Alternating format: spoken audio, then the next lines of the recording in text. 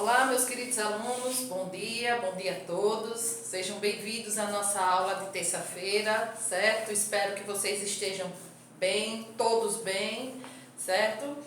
E hoje vamos iniciar com a nossa aula de matemática, tá? Com o nosso novo assunto, ideias da divisão. Então, eu vou passar aqui os principais conceitos sobre a divisão, né? Os métodos, os termos, né? Os tipos de divisão existente. Então, vamos lá. No livro de vocês, o assunto está na página 134, certo? E aqui no quadro, a tia colocou alguns tópicos para dar aquela resumida, né? Para ajudar vocês a entenderem melhor o assunto, já que o livro ele traz um assunto assim bem extenso, tá? Mas nada que assuste, nada que vocês já não tenham visto anteriormente, tá? Então, vamos lá. Vou começar a ler aqui o livro e depois os tópicos que eu coloquei para vocês, tá? Ele diz que dividir é repartir algo, né? Quando nós estamos dividindo, nós estamos repartindo. Por exemplo, se eu tenho uma barra de chocolate com 10 pedaços e eu quero dividir essa minha barra para 5 coleguinhas, logicamente que cada coleguinha vai ganhar 2 pedaços, pois 10 dividido por 2, na multiplicação ou na divisão, tá? Quando a gente multiplica 5 vezes 2, achamos 10.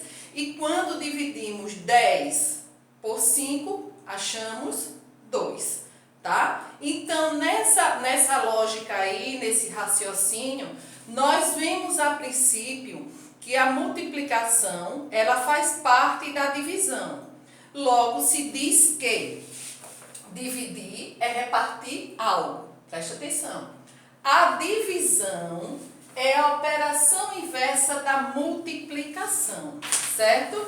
E a multiplicação é a operação inversa da divisão. Uma é o inverso da outra, tá certo? Então, continuando no livro.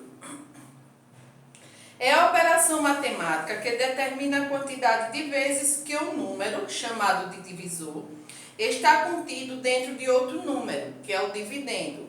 Bom, vocês viram aqui na primeira parte que nós temos o divisor e o dividendo. Esses já são os primeiros termos da divisão, que eu vou explicar mais à frente, tá? A divisão, como a tia botou no quadro, é a operação inversa da multiplicação, tá?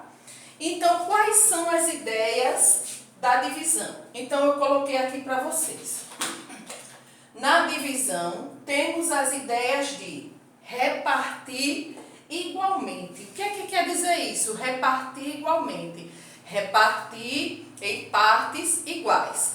Aí eu coloquei como exemplo os números que estão no livro. Esses números, eles vêm em forma de um pequeno probleminha que diz assim: a comunidade de Érica organizou um grande passeio ao shopping. Que joia, né?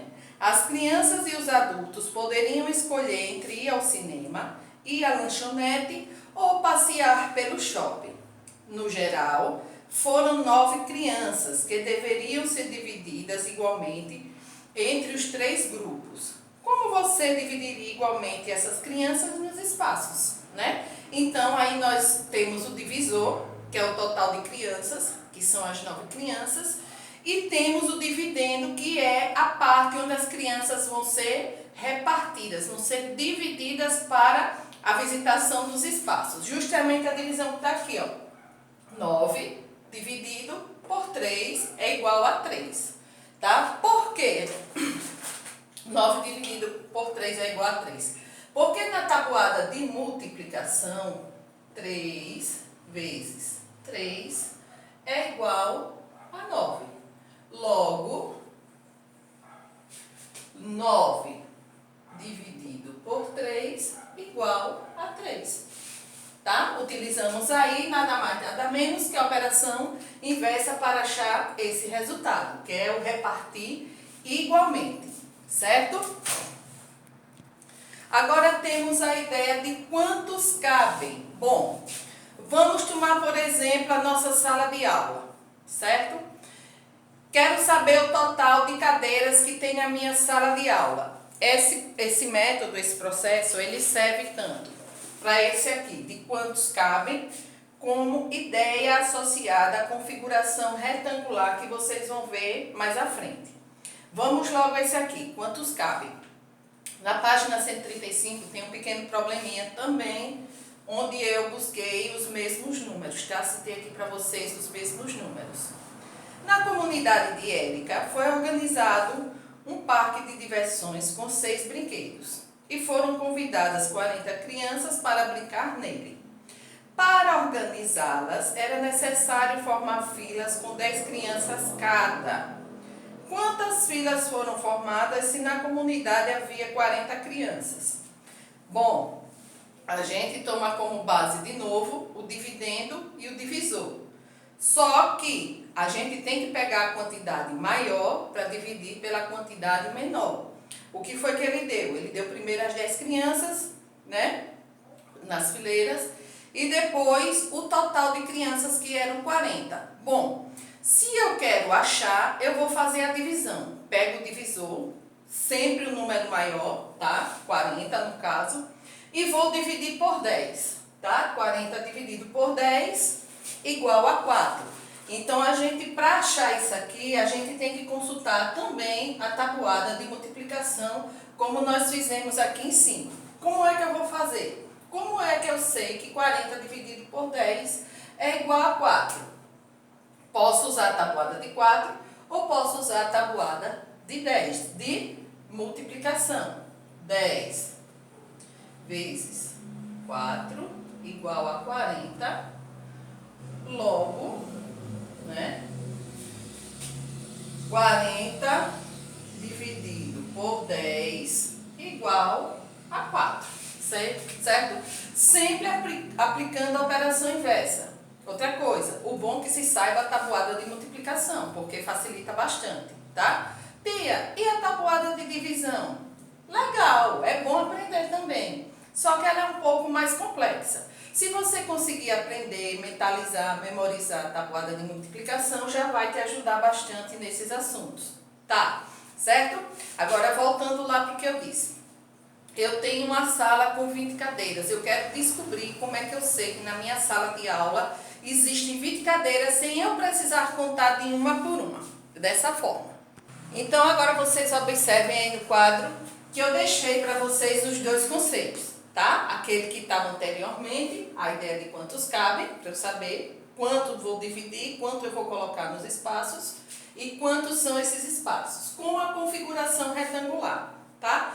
Pronto, tenho lá a minha sala de aula. Não preciso contar grandes quantidades, se elas são exatas, de um por um, unidade por unidade. O que é que eu vou fazer? Eu vou fazer uma multiplicação.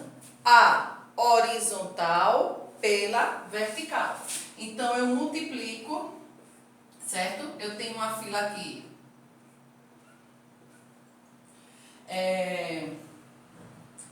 Com 5 cadeiras, né? A minha primeira fila, ela contém aqui, deixa eu botar mais espaçado, 5 cadeiras. Vamos supor que cada tracinho desse represente uma cadeira, tá?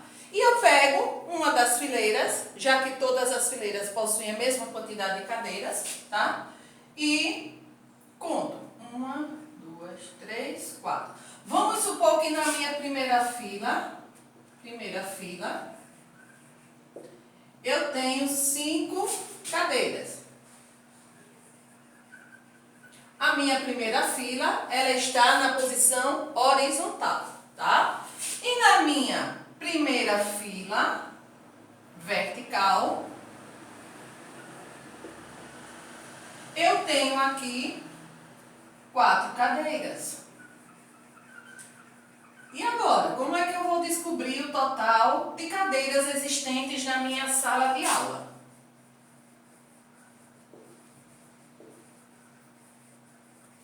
Cadeiras. Quantas?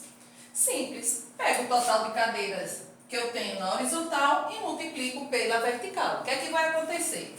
5 cadeiras da horizontal vezes as 4 da vertical tem um total de 20 cadeiras. E achei o total de cadeiras da minha sala de aula. Isso serve para sala de aula, para ônibus, teatros, cinemas. Então, quando se delimita, quando se dá a quantidade de cadeiras, você tem como fazer esse cálculo. Aí vocês perguntam, tia, se eu chegar no teatro, o teatro ele for totalmente organizadozinho, com todas as cadeiras nas filas e todas estejam na mesma ordem. Faz a contagem, simples desse jeito. Você vai pegar a quantidade horizontal. Vamos supor que na primeira fila eles colocaram lá 10 cadeiras horizontais. E na primeira fila, na do meio, na outra do lado direito, do lado esquerdo, tem lá 8 cadeiras, tá? 10 horizontais com 8 verticais. 10 vezes 8, 80. Você vai saber a quantidade de cadeiras que existe naquele espaço. Então, a contagem, quando os assentos são regulares, as filas são iguais, ela é feita dessa forma, tá certo?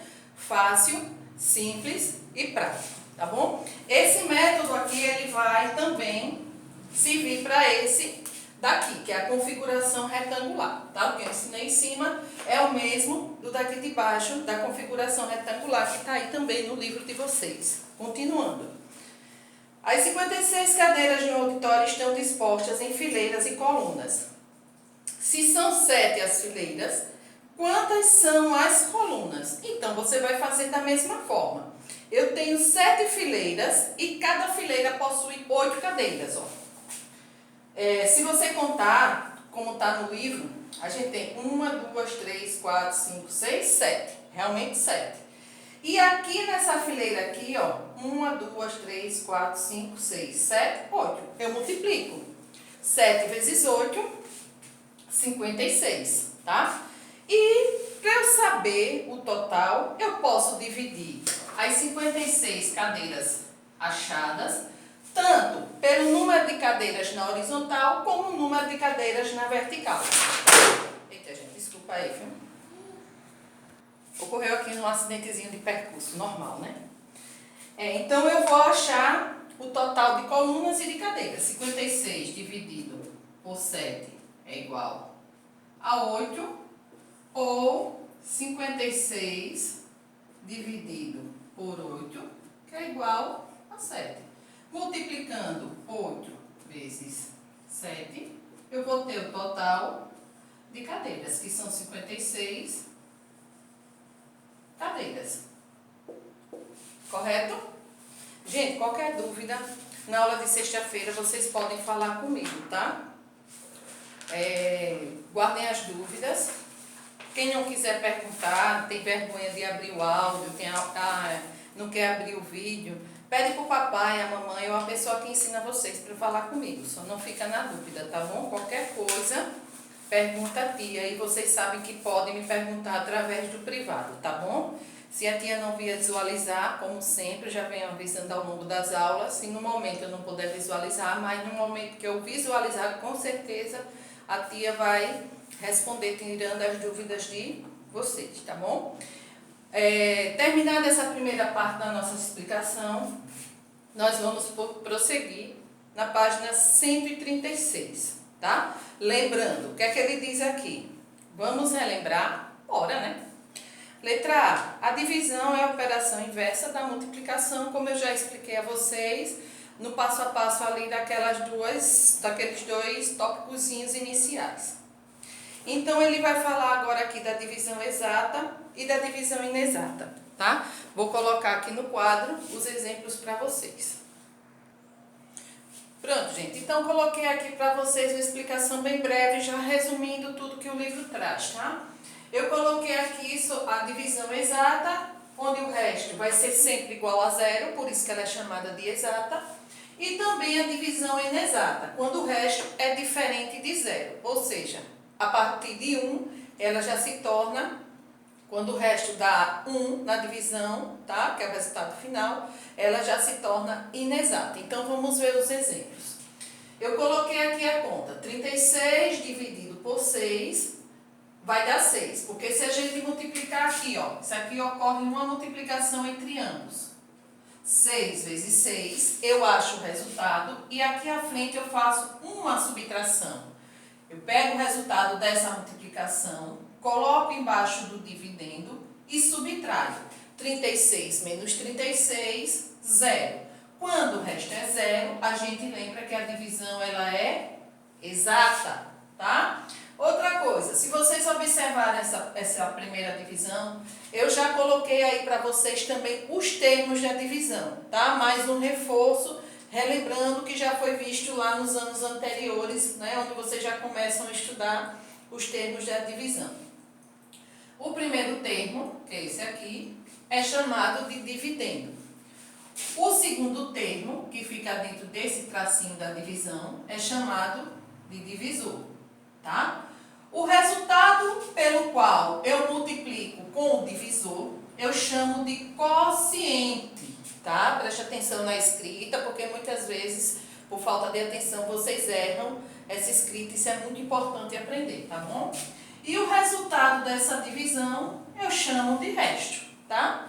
Então, é o resultado da divisão, gente. O total da divisão é esse. Esse número aqui do quociente é que a gente chama de resultado da divisão. Aqui é o resto da divisão, tá? Então, quando ele dá 0, a gente diz que a divisão ela é exata.